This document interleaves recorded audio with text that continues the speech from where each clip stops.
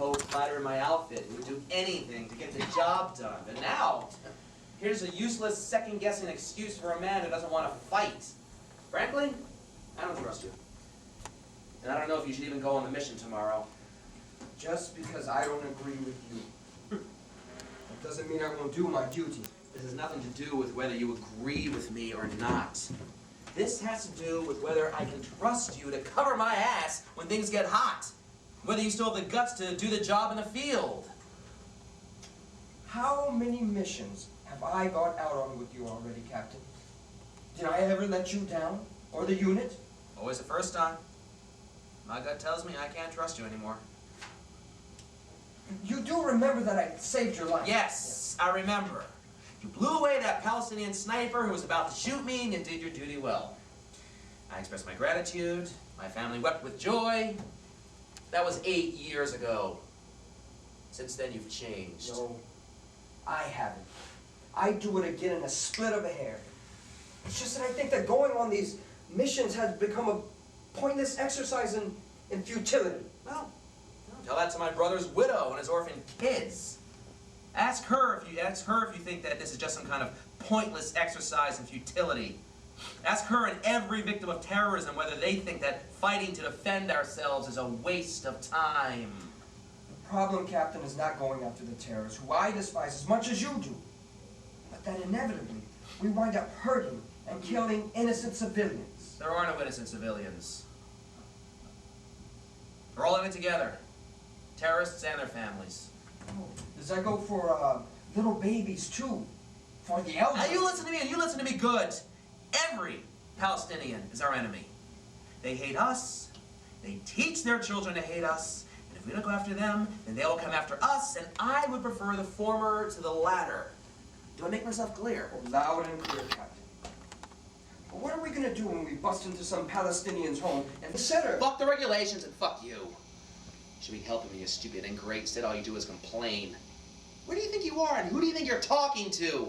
These people hate us and will do anything to protect their so-called soldiers. Do you understand that?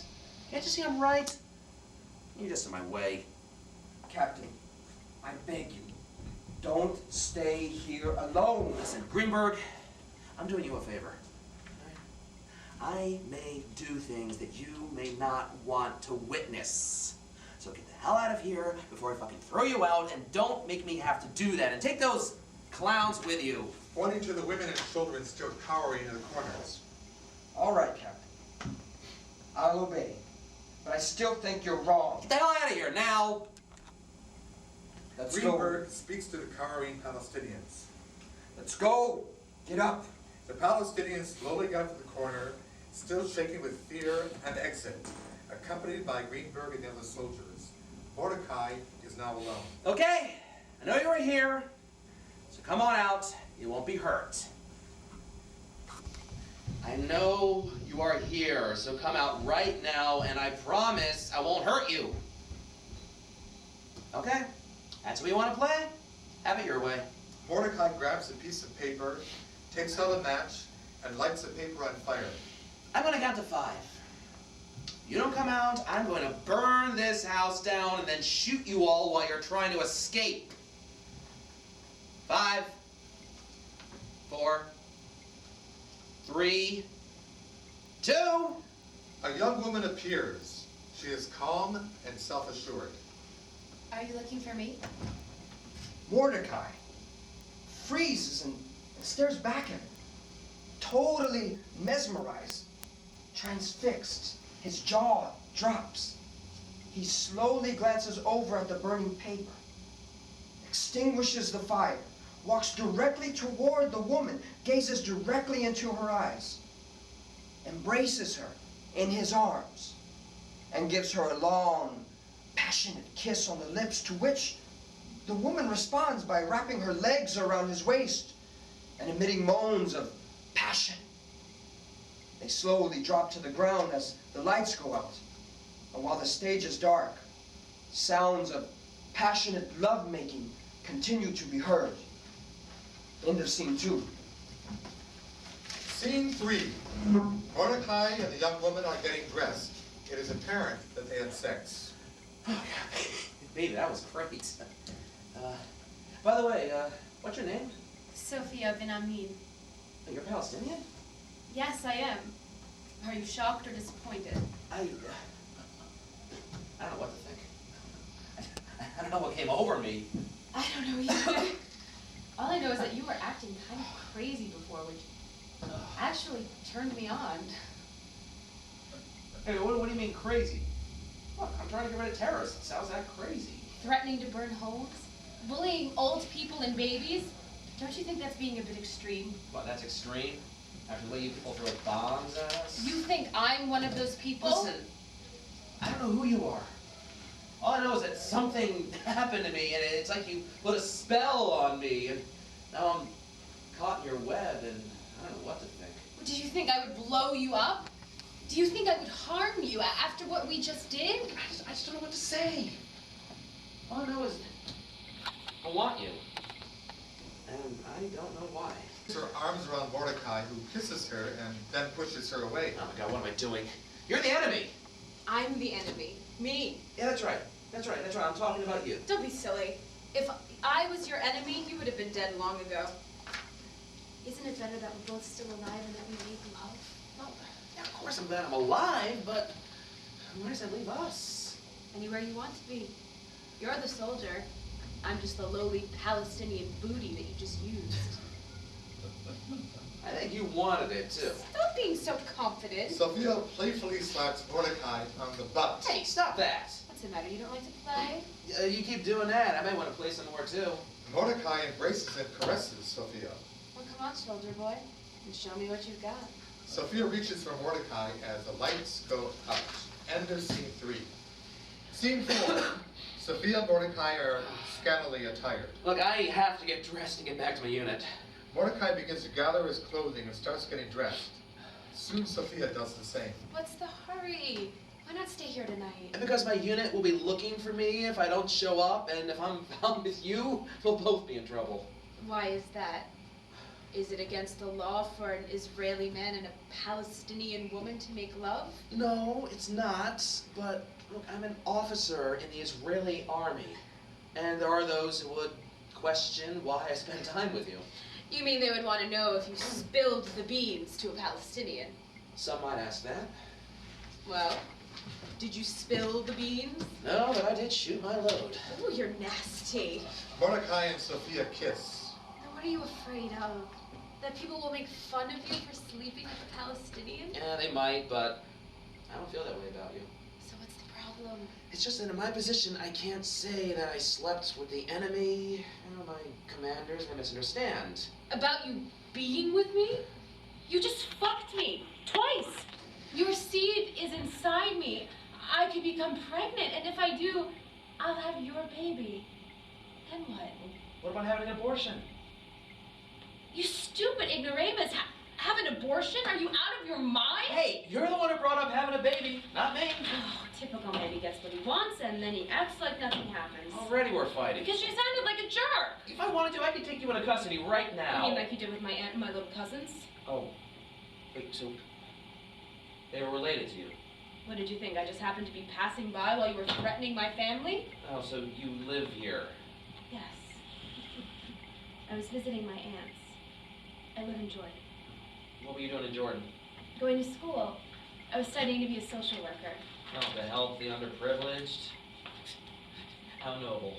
There are innocent people suffering in this world, and somebody has to help A them. bunch of crap. Really believe that, John? Yes, I do.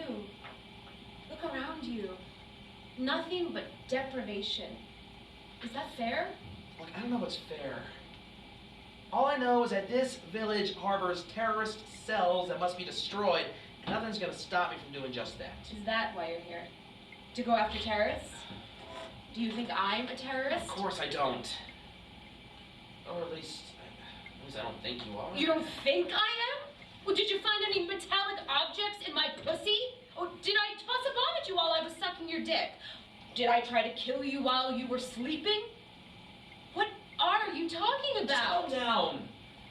Look, I'm not accusing you of being a terrorist, but that doesn't mean they're not here. Well, I'm not hiding any terrorists. If you were, would you tell me? Now you want me to be a snitch. Do you know something that I need to know? Maybe I do.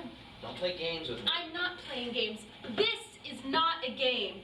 You are about to burn my aunt's house down. What would that have accomplished? Would have taught your people not to harbor terrorists. You really think that by burning down houses, you will defeat terrorism? Yes, I do. Especially when we destroy houses the terrorists use for cover. But what about if you burn down the wrong house? There are no wrong houses. No wrong houses. That's right. Because as far as Israel is concerned, every Palestinian village is a safe haven for terrorists.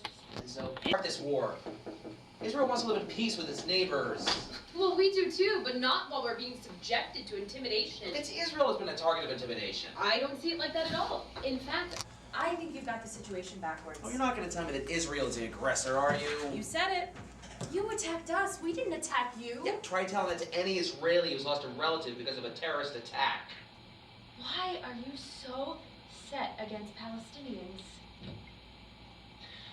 Because for as long as I can remember, all I have heard from your people is how they want to destroy the state of Israel, eradicate the Jewish people, and I have dedicated my life to stop that from happening.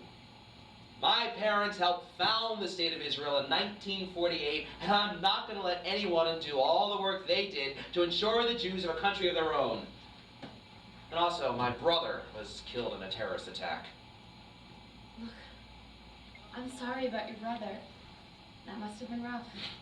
But remember, while your parents were founding the state of Israel, they were disenfranchising thousands of Palestinians who were forced to leave their homes, like my grandparents, who were chased out of their homes and forced into a refugee camp in Jordan. That wasn't right. That's why I live in Jordan, where I'm not even considered a citizen. I also want a country, a place that I can call home. My aunt is forced to live in this hovel. She deserves better. Can't you agree with that? Don't make me cry.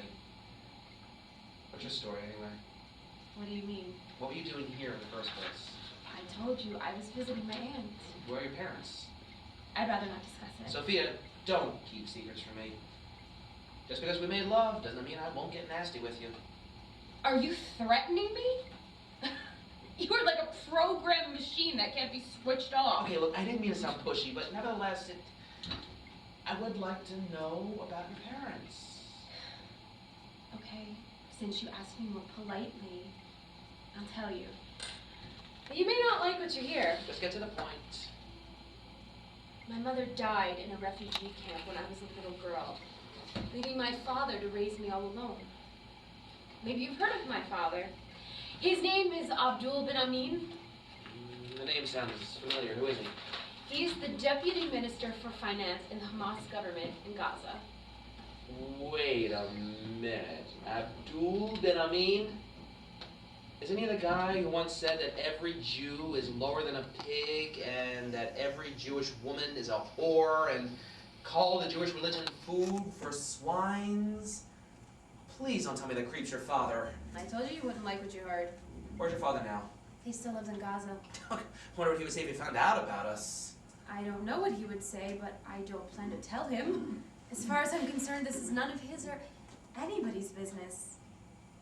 We made love, and that's all there is to it. You know that your father is a wanted criminal in Israel and that I may have to report his current whereabouts to my commanders. Are you crazy? You think your commanders would be pleased that you slept with a criminal's daughter? And then they would come after me and my aunts and my cousins, and they would be thrown in jail where they would die. Hey, Mordecai embraces Sophia. Baby, I won't do anything to hurt you. Thank you. I thought you were about to do something very stupid. Yeah, maybe. Look, I don't like the idea of covering up information, especially concerning wanted criminals. Stop calling my father a criminal. Well, it's what he is. He's repeatedly preached nothing but hatred towards the Jews, and someday he's going to pay for that.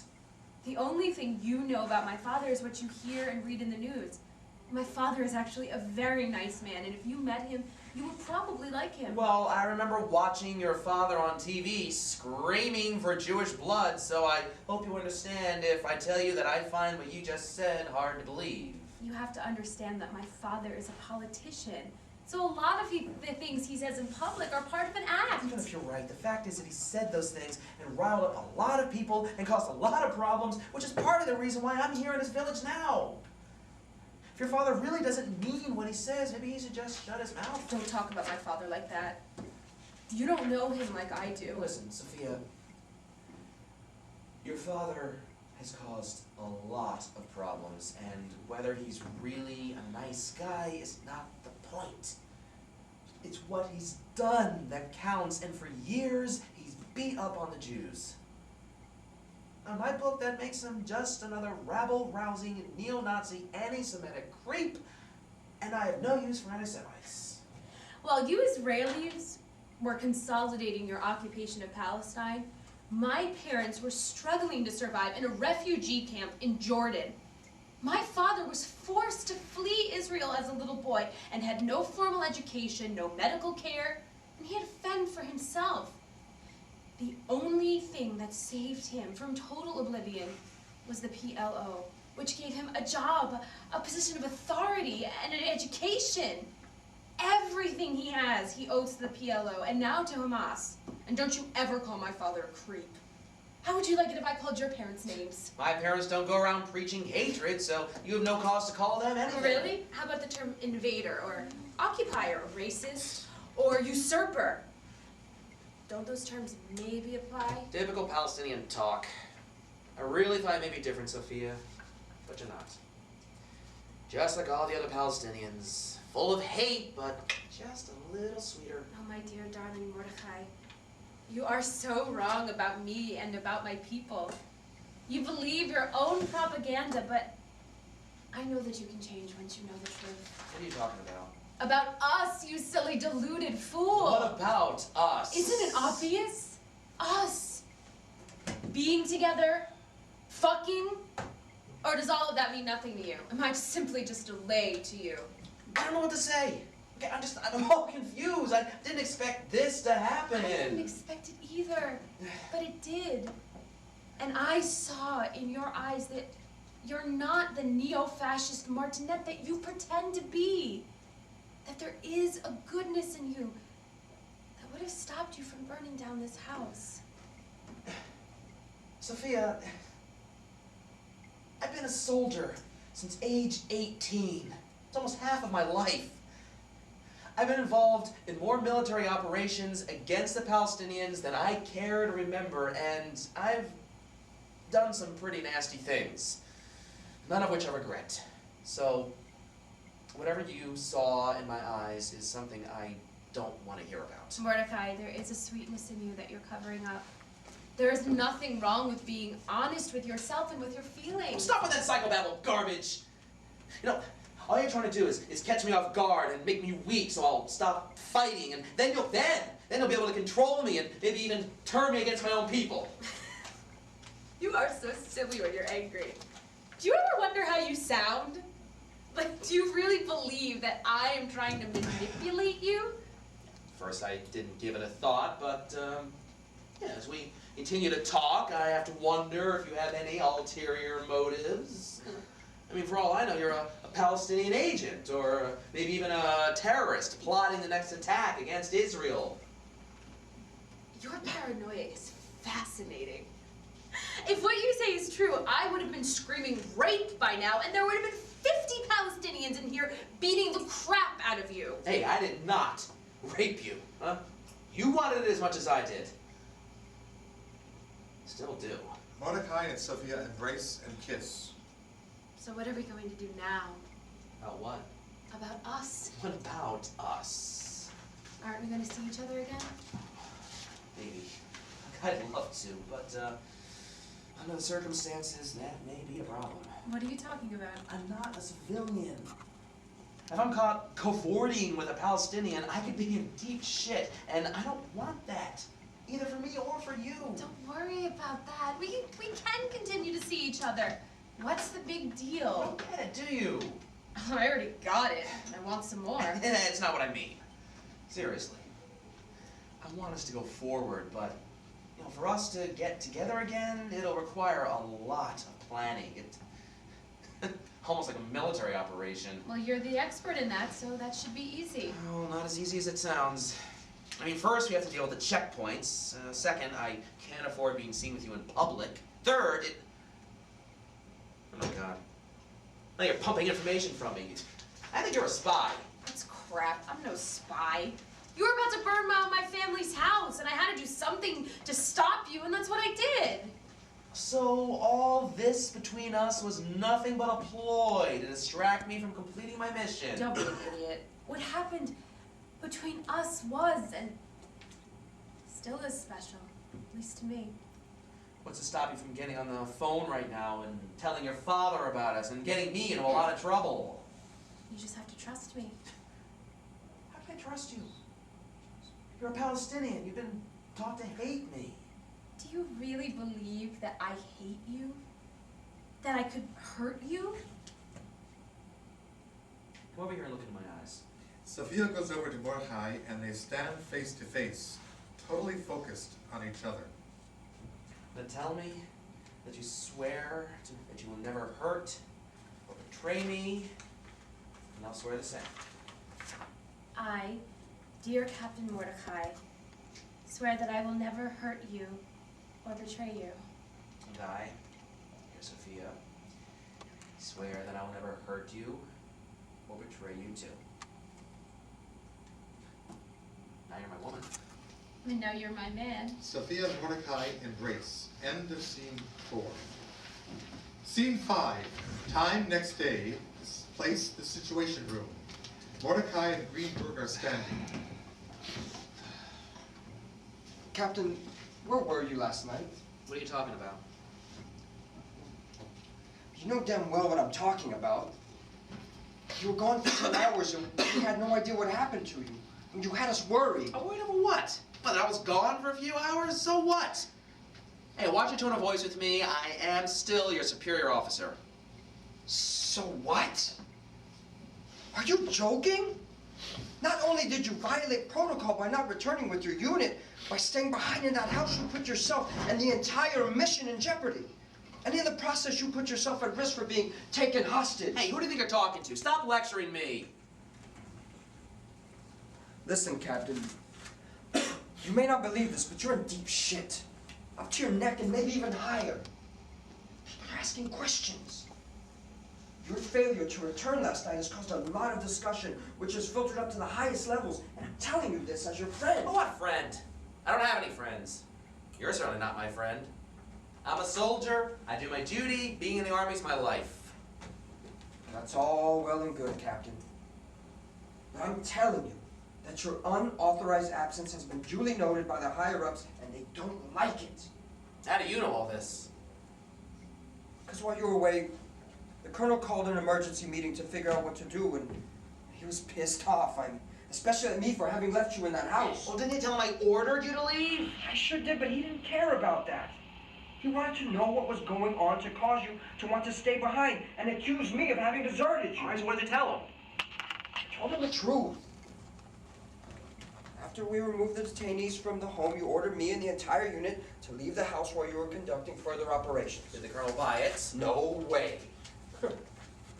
He got even more pissed off, then screamed at me again for having left you alone and said that this matter would be reported to the general. He also threatened to court-martial me for dereliction of duty, which has caused me a lot of distress. Well, didn't you tell him that I was preparing to burn the building? I didn't know what you were going to do. All I know is that you ordered us to leave, which we did. And we didn't hear from you again until you returned to the base. All right, so why didn't anybody send out a search party? Because by the time we returned, we had lost the element of surprise, so sending in a search party would have been too risky. So in other words, I was considered expendable. Wait a minute, Captain. I didn't say that. No, nobody ever said that. We just couldn't take the risk of losing more men. So I guess when one of us gets stuck behind enemy lines, we're on our own. What are you talking about, Captain? Nobody got stuck behind enemy lines. You wanted to stay, isn't that the truth? Man, what are you driving at, Greenberg? What are you saying? I did something improper? Captain, I'm not accusing you of anything. I'm just telling you what came down after we returned without you. Who told you to talk to me? Nobody, Captain. I'm trying to be your friend. Level with me. I swear, Captain, that I'm here right now because I know You're a good soldier, and I want to support you. I don't need your support. In fact, I'm just about ready to physically throw you out of here if you don't shut up. Captain, please. I'm just trying to help. We've known each other since we've been kids. And my God, when I was a little kid, you were my hero. I remember the day you joined the army. And the whole neighborhood was so proud of you. Your parents were beaming with pride, and you became a national hero after you single-handedly destroyed that vicious terrorist cell in Gaza. As far as I was concerned, you could do no wrong. I still feel that way. Well, it's all in the past. All right, now is now, and I don't know what to think. You know, Captain, what none of us can understand is why you took 10 hours to get back to the base when it should have taken no more than 20 minutes. What were you doing? It's none of your damn business. Well, maybe it's none of my business, but it's sure the Colonel's business. And he's gonna want some answers. Oh, who's gonna inform the Colonel? You? No, Captain. You. Why? Because I continue to reconnoiter the area, or run into some unanticipated obstacles, or encountered some enemy activity that I had to neutralize? Is that what happened? Sergeant, stop this interrogation right now. I'm not interrogating you. I'm just talking. Well, it's time for you to stop your talking, so get the hell out of here and leave me alone. Mordecai Now. pushes Greenberg out of the room. End of scene 5. Scene 6. Time 24 hours later. Place, Sophia's house. Sophia's alone. She's sitting in a chair reading a book. Suddenly, Mordecai enters the home. He is dressed in civilian clothes. Sophia, surprised, puts down the book and gets up from the chair. Mordecai, what are you doing here? Mordecai goes over to Sophia and kisses her. Thought I'd pay you a visit? How did you know I'd be here? Well, I didn't, but I asked myself, where else would you be? I could have been anywhere. I thought you lived here. I said I was visiting. What's the difference? You're here now. That's what counts. Where are my aunts and cousins? They're still in custody. Have you seen them? I've seen them, and they're being well cared for. Who's caring for my little cousins? We have a daycare center at headquarters. Don't worry. Everything is okay with them. When will they be released? Soon. That's all I can tell you. I think it's ridiculous that old women and little infants are being held in custody. They've done nothing. I don't want to argue right now.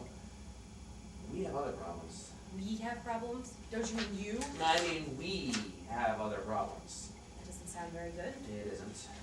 Oh my God, they found out about us. Not quite, but my unit's been asking questions about my whereabouts, and eventually they may find out about us. You vowed never to betray us. You made a solemn promise to be true. I haven't violated our vow, and I never will. Which is why I'm here to prepare for the worst. Who would be questioning you? Aren't you one of Israel's heroes? Well, in these situations, that doesn't count for anything. Nobody really cares about that. What kind of country do you live in?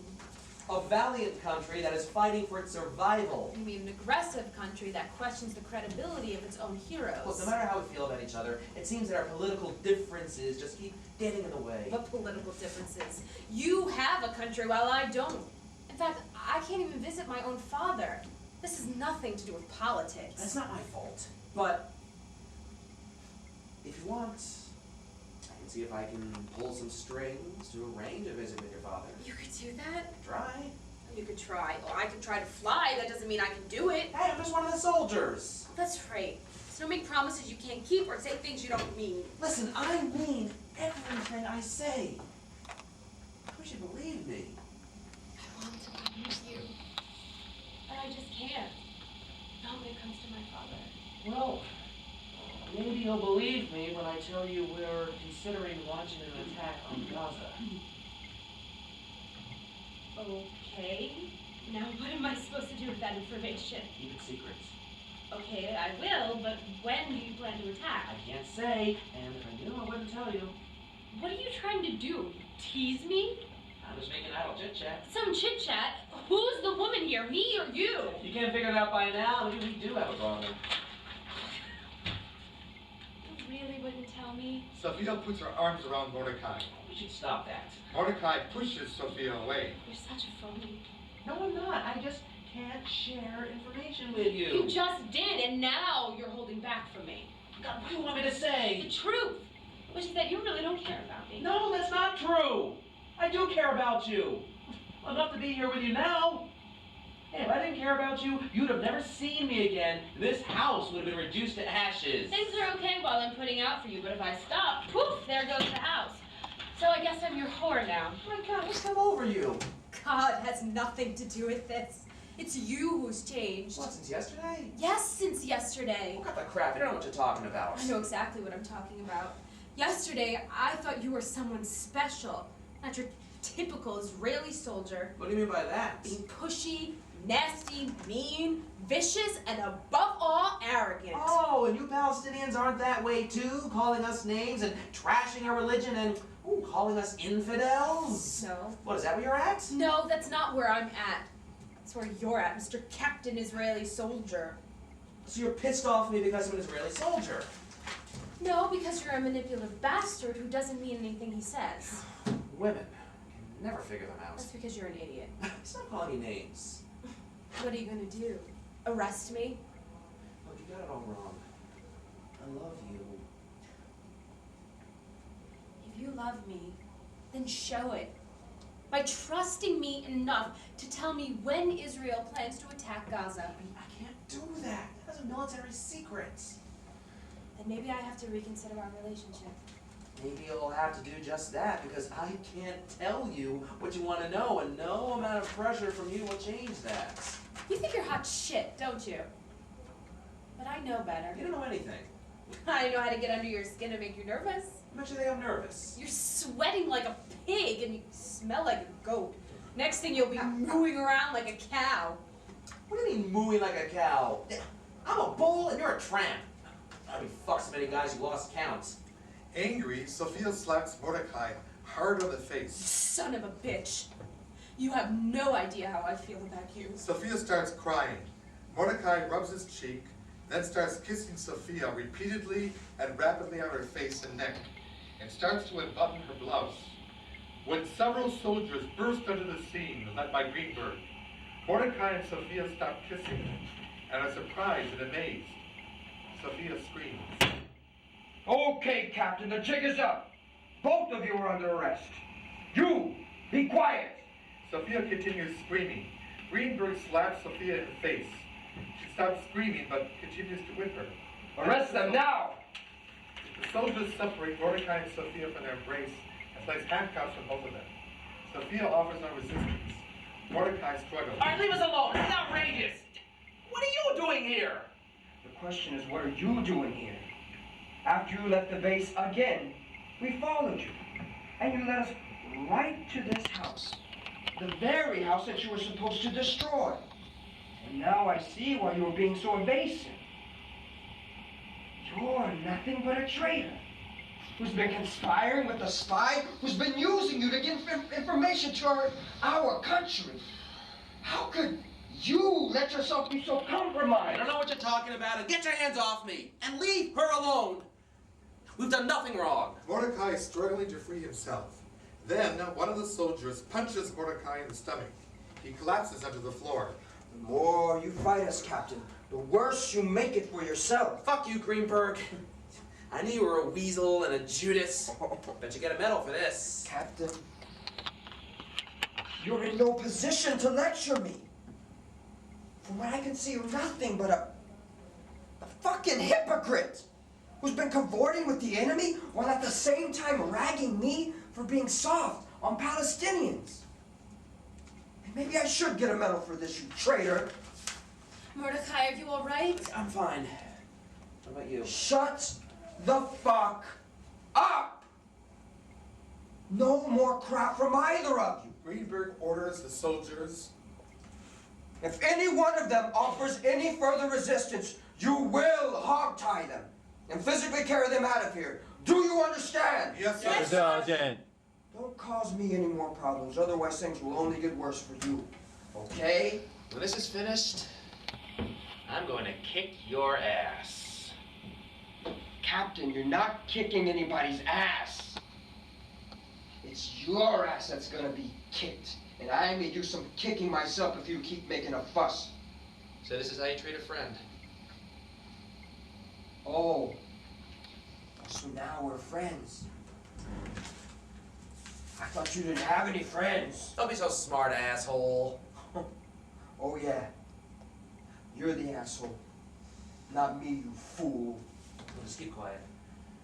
Everything will be all right. Sophia and Mordecai are dragged off the stage. End of scene 6. Defendant's table. Except for Sophia, all are attired in military uniforms. Sophia is conservatively but neatly attired. Captain Victor Mordecai, you are hereby charged with treason, espionage, conspiracy to commit treason, and espionage and resisting arrest. How do you plead? Not guilty, sir. Miss Sophia Ben Amin, you are charged with the crimes of espionage and sabotage. How do you plead? Not guilty, sir. Major Levine, is the prosecution ready to proceed? Ready, sir. Then call your first witness. The prosecution calls Sergeant Jason Greenberg. Greenberg enters the stage and sits in the witness box. Sergeant Greenberg. Tell the court what happened on the night you went on a mission to Sahara.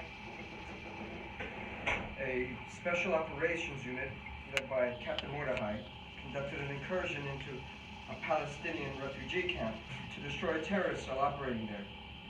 During this incursion, we entered a house where we found enemy combatants who were taken into custody. After a thorough search of the house, Captain Mordecai ordered all of us to leave and told me that he was going to do things that he did not want me to witness. At that point, what did you do? I urged the captain to reconsider. He did not, so I obeyed and we left, leaving the captain behind. When did you next see the defendant? Approximately 10 hours later, And where was that? in the situation room on this base. And what transpired? Captain Mordecai and I had a conversation, during which time I told him of the command's concerns regarding his unexplained absence. What did the defendant say? Objection, sir. Hearsay. Overruled, Captain Solomon. This is not hearsay. You may continue, Sergeant. He became evasive and refused to explain his actions. Then what happened? The captain became very agitated and threatened me with bodily harm and finally threw me out of the room. When did you next speak with the defendant? Approximately 24 hours later, And where did this discussion take place? in Shuhari. Why were you there? I was ordered to track down and apprehend Captain Mordecai after he was found missing from the barracks. Given the captain's previous unusual behavior... Objection. Subjective characterization. Sustained. Please refrain from injecting your personal opinion. Sorry, sir. What was the question? Why were you there? Colonel Roth ordered me to find Captain Mordecai and return him to the base. I first went to his house, but no one was home. I then decided to look for the captain in Shuhari. Why there? Because I suspected the captain was involved in some kind of activity there. Did you have any solid evidence to substantiate your hunch? No, I didn't. I was acting strictly based on the captain's recent behavior and statements made to me. When you got to Shuhari, where did you go? To Miss Amin's house? And what did you observe? I observed the captain and Miss Amin in what appeared to be a romantic embrace. Then I placed them under arrest. Why? Because the captain was absent without leave and was fraternizing with an enemy agent. By enemy agent, you mean the woman sitting at the defendant's table. Yes, I do. That's a lie. He's lying. 2 court officers grab Sophia and force her to sit back down. The defendant is ordered to cease and desist from any further outbursts. If this happens again, you will be found in contempt of court and could be removed from this room. You may proceed. Thank you, sir. What caused you to believe that she was an enemy agent? According to Army Regulation 21-3, subsection 6, all civilians found in hostile territory are to be treated as enemy combatants unless and until proven otherwise. So based on that authority, I made the arrests. How did the defendants react? Miss Amin was cooperative, but Captain Mordecai was resistant and had to be forcibly subdued. I am finished with this witness. Cross-examination, Captain Solomon? Yes, sir. Sergeant Greenberg, did anyone ever threaten you with punishment for having left Captain Mordecai alone? Colonel Roth warned that I could be subject to court-martial, but he never followed up. I didn't ask you what Colin Roth did not do. I asked that the last part of the witness's answer be stricken. So ordered.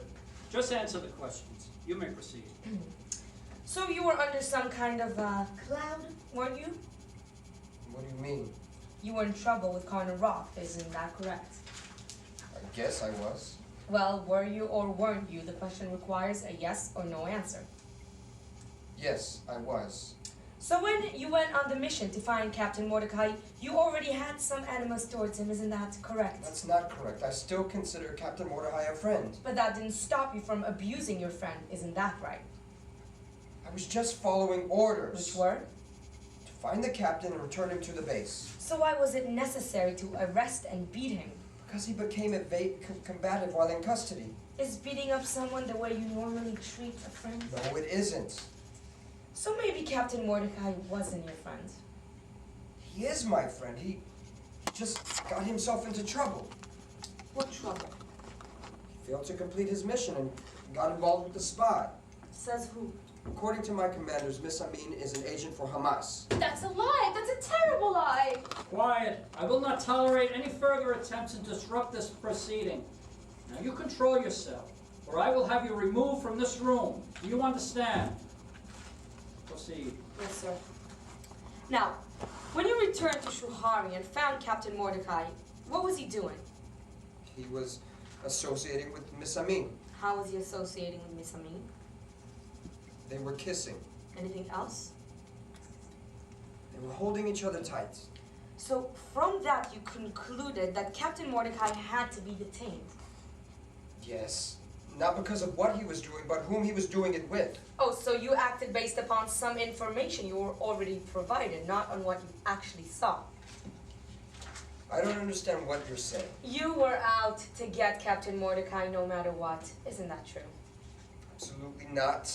I'm finished with this witness. You're dismissed. Greenberg gets up and leaves the witness chair. As he leaves the scene, both Mordecai and Sophia stare at him. Greenberg looks away. I'd like to call my next witness. Who are your next witness? I call Abdul bin Amin. Sophia and Mordecai abruptly stand up. I object! First, tell your clients to take their seats, and second, on what grounds do you object? On the grounds that the prosecution failed to provide sufficient notice. Sir, until 5 minutes ago, we had no idea that the witness would be available to testify, and his testimony is absolutely critical for proving the charges. On what matters germane to this case will the witness testify? The witness will corroborate the charge that his daughter, the defendant Sophia bin Amin, was in fact a spy for Hamas.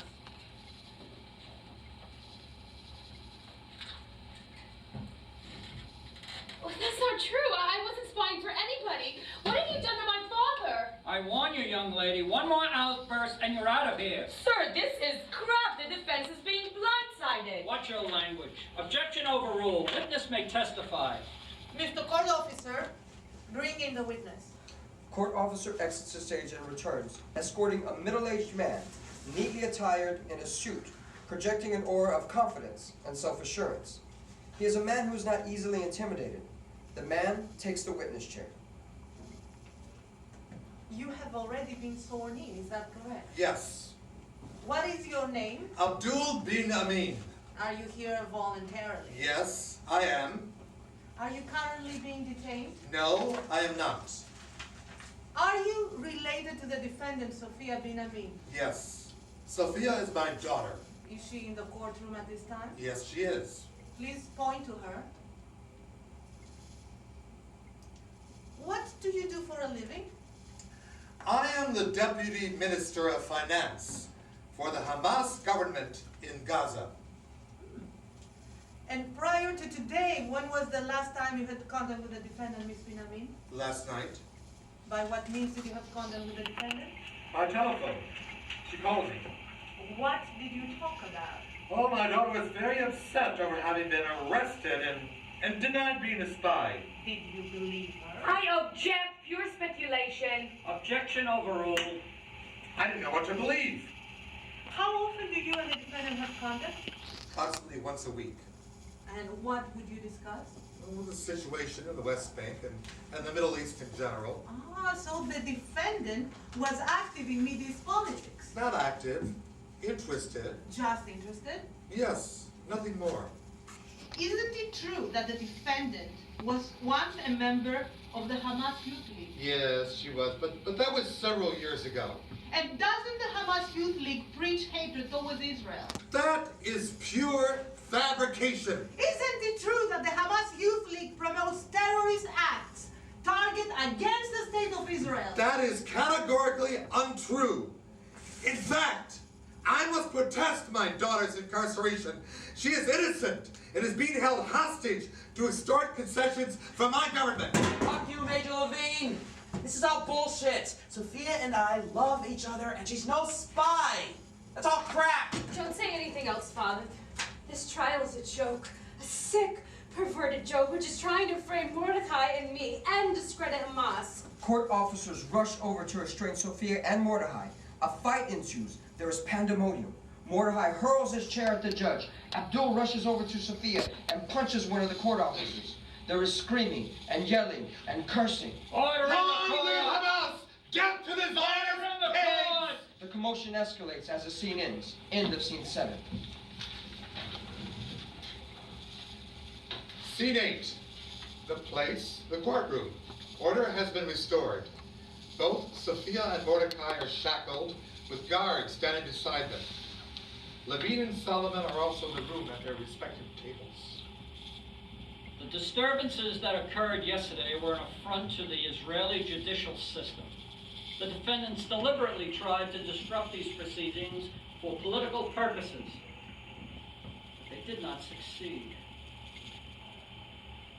After considering all of the evidence, the court finds defendant Victor Mordecai and Sophia bin Amin guilty of all the charges, and each are hereby sentenced to 20 years imprisonment without the possibility of parole. However, in light of the defendant Mordecai's distinguished military record, I order the sentence to be suspended. Further order the defendant to be discharged forthwith from the military service. Said suspension to be revoked immediately if he again violates the law. As for defendant Sophia bin Amin, in consideration of the emotional factors in this case, which may have clouded her judgment, the court orders that her sentence be suspended, that she be immediately deported to Jordan, and that she be barred from return to Israel or any region currently under Israeli jurisdiction for 10 years. Said suspension to be revoked immediately if she again violates the law. The judge addresses the court officers. You may unshackle the defendants. This trial is over. The judge bangs the gavel on the table, gets up and leaves the courtroom. Mordecai and Sophia are unshackled, and the court officers leave the courtroom. Sophia and Mordecai embrace each other and then embrace Solomon. Levine is gathering up her papers and shaking her head, signaling disbelief and disagreement with the court's verdict. Well, I'm out of a job. I don't know what I'm going to do. The army was my life. I have to go back to Jordan. I have nothing for me there. At least we have each other. Mordecai and Sophia embrace and kiss, while Levine and Solomon look on. Miss Amin, you have 1 hour to get on the bus that will take you back to Jordan. If you miss that bus, you will be arrested And charged with the contempt of court and will immediately begin serving your sentence. 1 hour? Oh my God, I have nothing. How will I survive? I left Jordan because I had no one there, no job, no family. Don't worry. I have some friends in Amman who will be able to help you. Also, there's a bunch of reporters outside to get their stories. By the time they're done with you, you might wish you'd probably be in jail. some friends in Amman, you say? Here we go again. You think I'm a spy too? Levine smiles and turns away. But I'll join you in Jordan. That may not be a good idea. An ex-Israeli soldier may not be received well in Amman. Listen, I'm not leaving Sophia. And if she has to return to Jordan, I'm going with her. Jordan will not grant you a visa. Sophia begins to cry. Mordecai and Sophia embrace. Don't worry. Well, let's get out of here. We'll figure something out. Nothing will stop us. Mordecai and Sophia leave the courtroom hand in hand, followed by Solomon and Levine. End 8. Scene 9. Sophia and Mordecai appear alone on the stage and address the audience. Well, if you're wondering whatever happened or became of Sophia and me, well, good news. We lived happily ever after.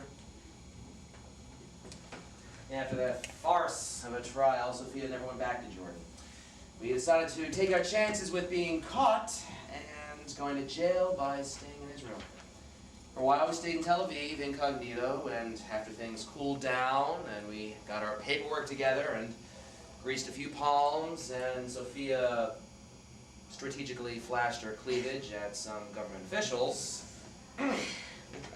we managed to get visas and immigrate to, oh, where else? The good old US of A, where we opened up the first restaurant in the United States specializing in Israeli-Palestinian cuisine. We call our restaurant, and hold on to your hats when you hear this, Sophia's Place. Yes, I know the name doesn't sound very original, but hey, we like it. And besides, Sophia does the cooking. No idea she was such a great cook. Her specialty is a combination falafel knish with a lot of spice. Oh yeah, customers love it. As for me, I'm the maitre d' and handle the takeout orders. So things have worked out well for us. But more importantly, it's amazing our relationship has survived, which is a testimony to the power of love and good sex. Keep a relationship going strong, and which has inspired me to write this poem, which I now want to read for you. The title of this poem is Voluptuous. A woman is called voluptuous. What does it mean? What does it stand for? Is it a compliment, or is it a put down? The word evokes feelings of sensuality and sex, of opulence and physical pleasure, of basking in the sun and reclining on a divan like the ancient Greeks and Romans depicted in Hollywood movies, all senses being gratified. Pleasant thoughts indeed. But the woman is more than just a source of pleasure. She's more than just what society has conditioned her to be. She is a lioness, a tigress, eagle, and hawk, whose life transcends the quest for creature comforts as she strives ever forward in her search for knowledge, breaking free from those constraints that relegate her to the status of a silly fool who's meant to give pleasure without question and dutifully respond to the whims of others who wish merely to satisfy their primeval lusts. What a beautiful, charming poem. Mordecai, you really are a ladies' man. And that's why I love you. Feeling comes from the heart. And also from my hormones, which is what got us into trouble in the first place. Sophia smiles and nods her head up and down in agreement. Thank you, you big hunk of a man. I've composed something special too. A song inspired by you, which I will now sing. Mordecai, oh Mordecai, I love you more than I can say. Mordecai, oh Mordecai, I love you in so many ways. I love you because I'm a woman. I love you because you're a man. I love you because I'm lonely and because you got inside my pants. Mordecai, oh Mordecai, together we'll love and we'll live. Mordecai, oh Mordecai, together we will always have bliss. What a wonderful song. Oh, and to all the bureaucrats and the politicians who've done their utmost to mislead the public, screw up the world, rip us off, and make life hard for all of us, We're alive. We're well. And we're in love. The end.